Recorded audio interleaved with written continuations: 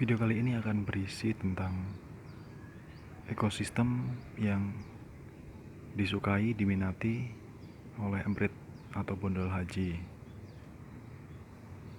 Salah satunya pohon palem kuning. Nanti akan saya tunjukkan dari dekat bagaimana sistem percabangan yang sangat disukai sebagai tempat emprit bondol haji meletakkan sarang-sarang mereka. Ya, anggap saja napak tilas dari bagaimana cara saya memanen anakan bondol haji dari alam. Lihat, alam benar-benar bukan aviari memang sebuah aviari, tetapi aviari yang tanpa kawat, hanya langit sebagai atapnya. Lihat semuanya. Nah, ini salah satunya. Ada sarang yang belum dipergunakan atau baru jadi, hanya setinggi dada orang dewasa. Saya perlihatkan dari dekat. Oh, sepertinya sudah menetas karena entah, tapi ini sangkar baru, tetapi telurnya sudah pecah. Saya coba cari yang lainnya.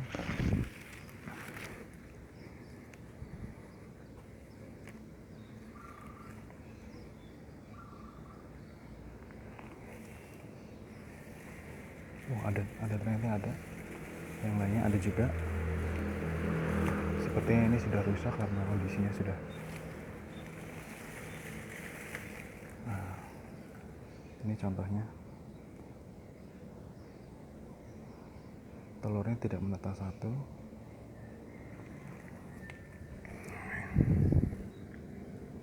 Lihat. Telurnya tidak menetas satu. Seperti ini, kondisi sangkarnya sudah mereka sudah dewasa dan sudah ditinggalkan oleh penghuninya. Seperti ini.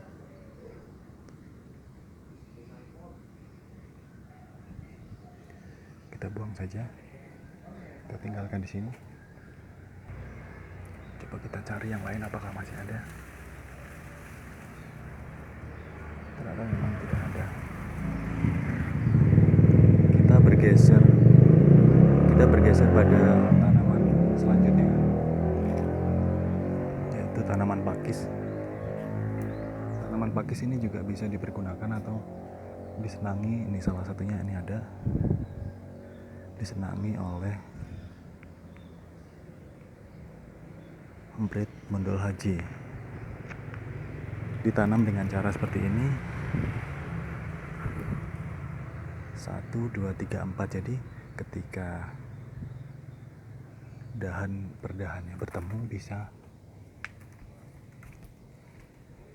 rapat dan bisa dipergunakan sebagai sangkar, tempat bersangkar maksudnya. Sebentar.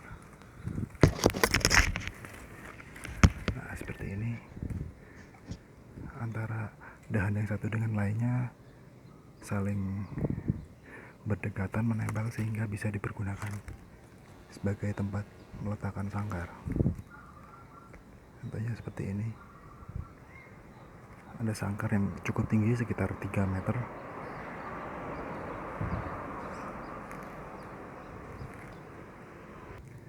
Ini ada bekas lagi. Ada bekas sangkar lagi. Terlihat.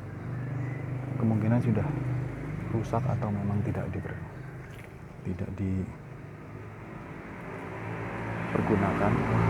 Nah, seperti ini. Masih baru tetapi jatuh, kemungkinan memang entah predator alamnya, entah memang terkena angin atau hal alam lainnya. Geser lagi. Ada satu contoh lagi, dahan yang saling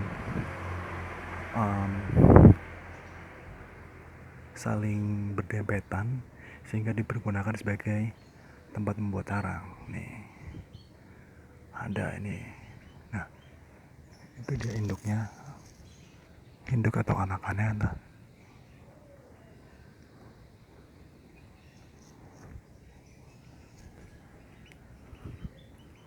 Nah, itu dia suaranya.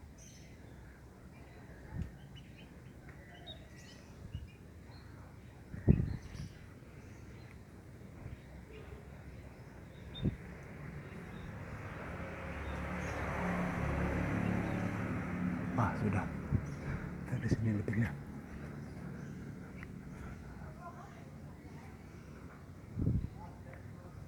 Nah, itu dia sangkarnya.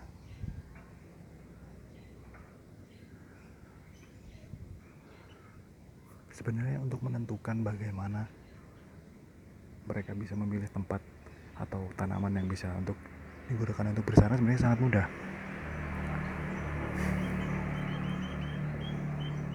Contoh paling mudahnya adalah dengan cara menganalisa bentuk dari tanaman. Misalnya ini misal tanaman palem merah, ini sebelumnya ada 2 nih yang tinggi-tinggi, tetapi sudah saya potong karena sudah terlalu banyak populasinya, sudah terlalu banyak yang mengantri sehingga kotorannya sampai ke paving, mengotori paving, sehingga saya potong dan masih tersisa yang kecil. Kondisi kecil seperti ini biasanya belum dan sangat jarang sekali untuk dipakai. Karakter pohon. Nah, karakter pohon seperti seperti mangkok atau penyangga seperti ini lebih disukai. Berbeda dengan tanaman yang seperti ini. Nah, dahannya lebih terbuka sehingga tidak susah untuk meletakkan sarang. Sama halnya dengan tanaman palem yang berwarna hijau seperti ini, yang tingginya sekitar 3 meteran juga tidak disukai. Kembali ke tanaman pakis, untuk mencapai pohon yang sebesar ini memang lama. Cara yang paling cepat adalah untuk mencari dari penjual tanaman atau penghobi atau apapun yang bisa kita dapatkan dengan cara bisa kita ganti kondisinya ketika sudah besar. Misalnya orang sudah bosan, menanam tanaman seperti ini, bisa kita minta.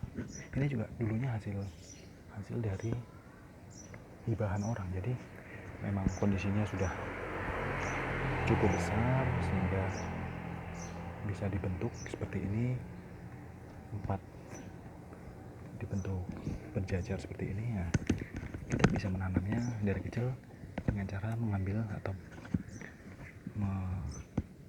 memotek ya.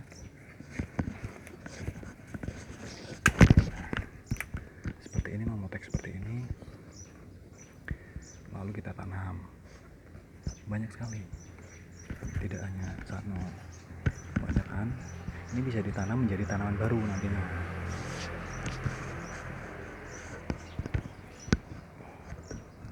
Lain halnya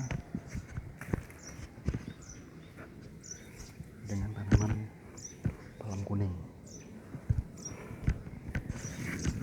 Ya, palem kuning bisa ditanam dengan cara memotong. Ini hasil potongan.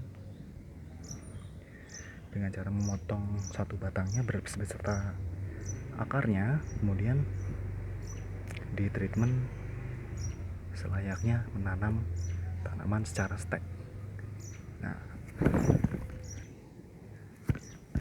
berbeda ketika menanam atau propagasi atau memperbanyak tanaman palem merah. Kita harus melakukan dengan cara mencangkok. Saya melakukannya dengan cara menambahkan tanah, nantinya kita potong segini, kemudian kita lakukan seperti layaknya menanam atau mencangkau tanaman. Selain tanaman palem-paleman tadi,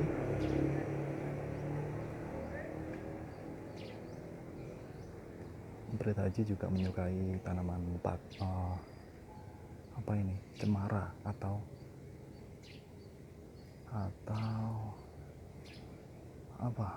pinus ya, pinusan.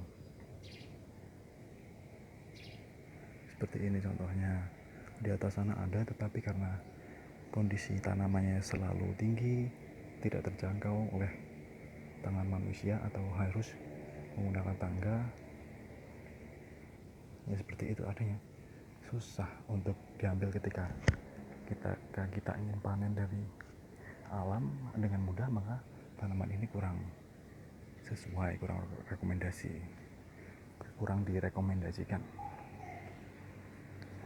Kelihatan ya sih? Nah itu ada sarang satu. Nah, tanaman bambu juga salah satu dari yang disukai oleh Emprit Pondol Haji ketika kondisinya sudah rapat atau rumpunya sudah rapat. Nah, seperti ini. Tanaman ini bisa diperbanyak secara stek. Ini juga hasil dari perbanyakan secara stek. Sepertinya tentang tanaman atau ekosistem yang disukai oleh Pondol Haji sudah cukup. Jika memang masih ada yang ingin ditanyakan, silahkan ditanyakan mengenai cara bagaimana beternak burung bondol atau emprit haji atau emprit kaji secara liar atau hanya di depan rumah. Terima kasih sudah menonton.